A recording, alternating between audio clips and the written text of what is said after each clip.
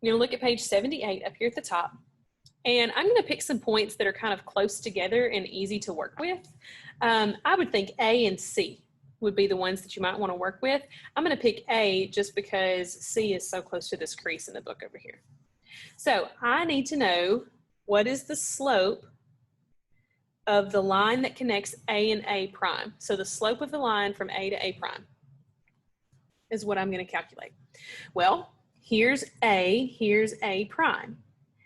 And if I connect them like that, I'm actually going from A prime to A because I'm going left to right. I'm going up 1, 2, 3, 4, and I'm going over 2. So in all, I go up 4 and over 2, but when I simplify it, my slope is 2. So my slope that is perpendicular is going to flip the fraction, 2 over 4, and it's going to change the sign. If my original was positive, this one's going to be negative. And then I can simplify that into -1/2. I also need to know the midpoint of that line. So the midpoint, if I have 2 even numbers in this slope I counted, the really easy thing to do would be just to cut those in half, because that would be half of the total distance in the y direction and half of the total distance in this x direction. So I'm going to go up 2 and over 1, and that's my midpoint.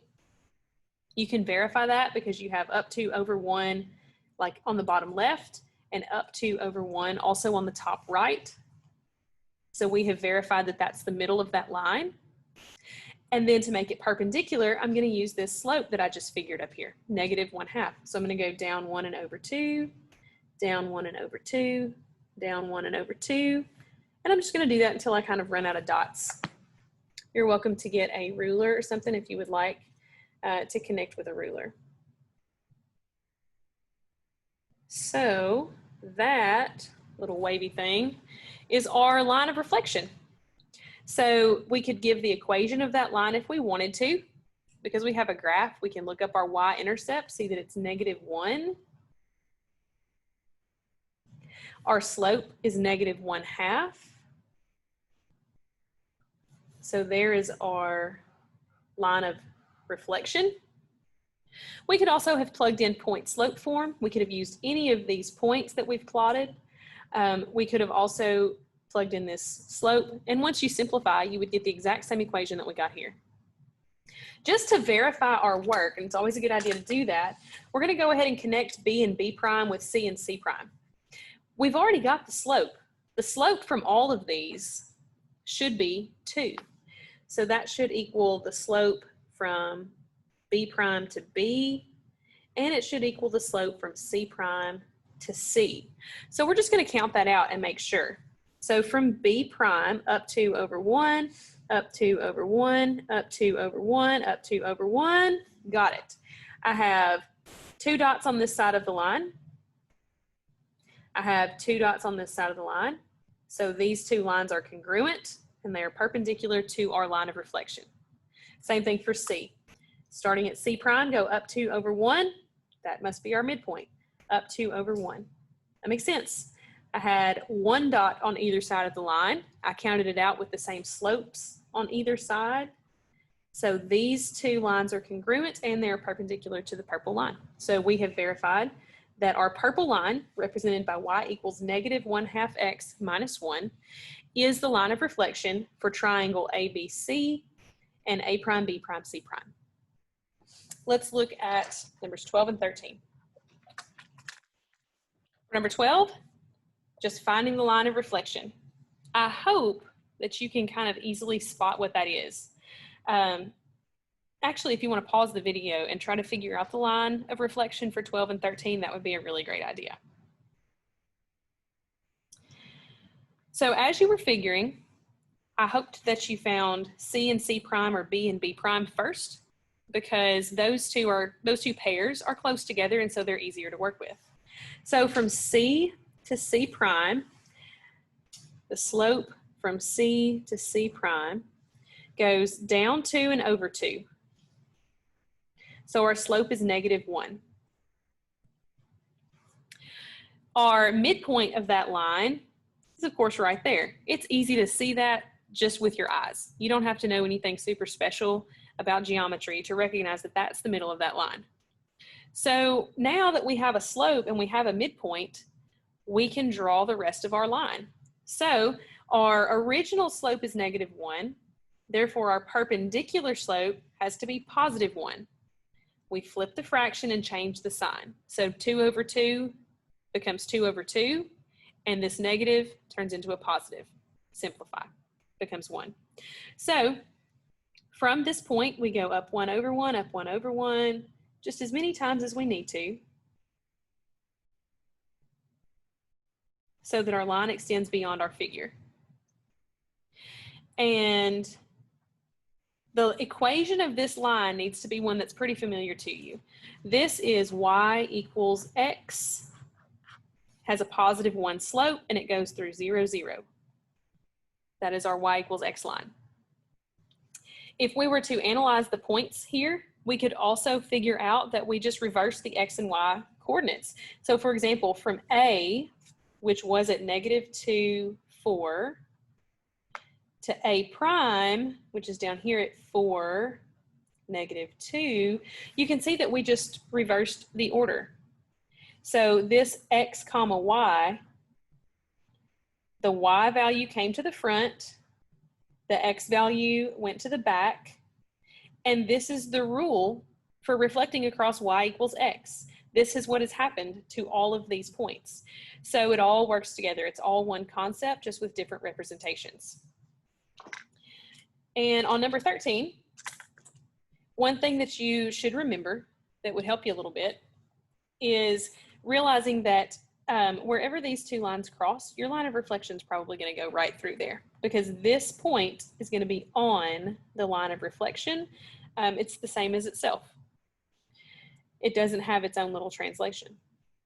So let's go ahead and work this out the normal way, and we'll just see if that point, and this one too really, end up falling on our line of reflection like they probably should.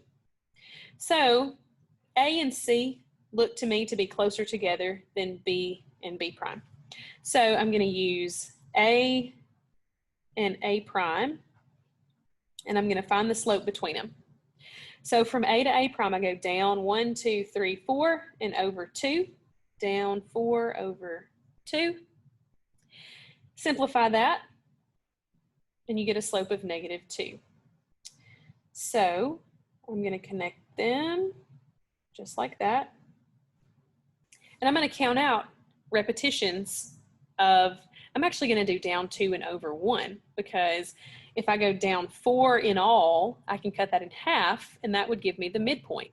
Same thing here. If I go over 2 in all, I can cut that in half to find the midpoint. You absolutely can also average the x's and average the y's, but I'm a big fan of work smarter, not harder. And if you can just cut these two numbers in half, that's a whole lot easier than averaging 4 numbers.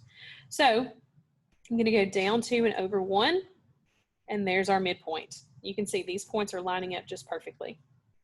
We would do the same thing for C. We go down 2 over 1, down 2 over 1.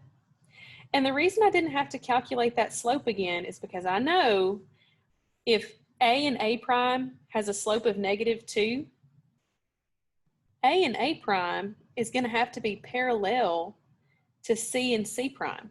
That's going to have to be parallel to B and B prime, because all of them have to have the same slope. Otherwise, we won't have one line that's perpendicular to all 3. So from B to B prime, I can go down 2 over 1, down 2 over 1, down 2 over 1, down 2 over 1, just like that. Okay, and all 3 of these purple lines are parallel.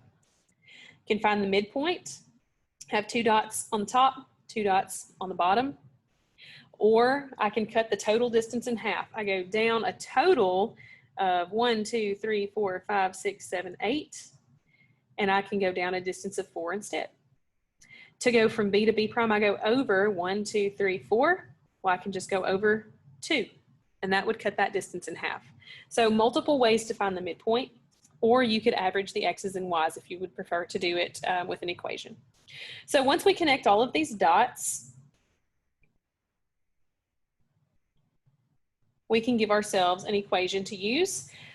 This one, because it doesn't fall exactly on an integer, I would rather not try to plug in our own y-intercept. This would be a better problem for point slope form.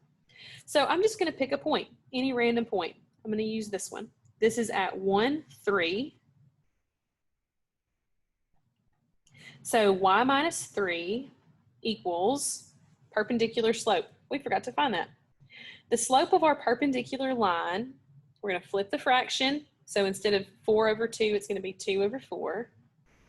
And we're going to change the sign. Instead of negative, it needs to stay positive. And we simplify 1/2. So now then, we can plug in our y value, y minus 3. And then we're going to do 1/2 parentheses x minus our x value from our point, which is 1. We can distribute.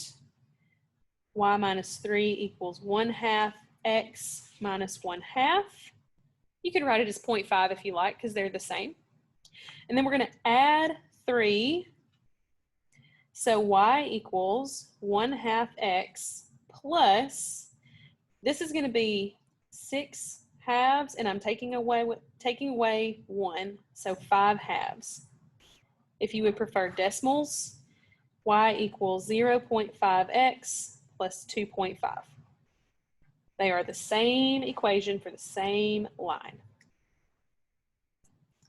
So to recap finding lines of reflection, you're going to find 2 corresponding points, like A and A prime, or like C and C prime, or like B and B prime. You need to know the slope between those 2 points. And you also need to find the midpoint between those 2 points. We talked about different ways to do that. Once you have that slope and that midpoint, that is all you need to be able to plug in a point and a slope into point slope form and get an equation of that line. However, it's always a good idea to check. So if you go ahead and check between C and C prime, you should find that this line is parallel to the first one that you drew. And you should find that the last one would be parallel to the first 2. They should all have the same slope, because our line of reflection has to be perpendicular to all 3 of them. And lastly, when you connect your points, you should be able to find that the slope of this line is the perpendicular slope that we have been looking for. So if the line from A to A prime has a slope of -2, the slope of our line of reflection should have a slope of 1/2.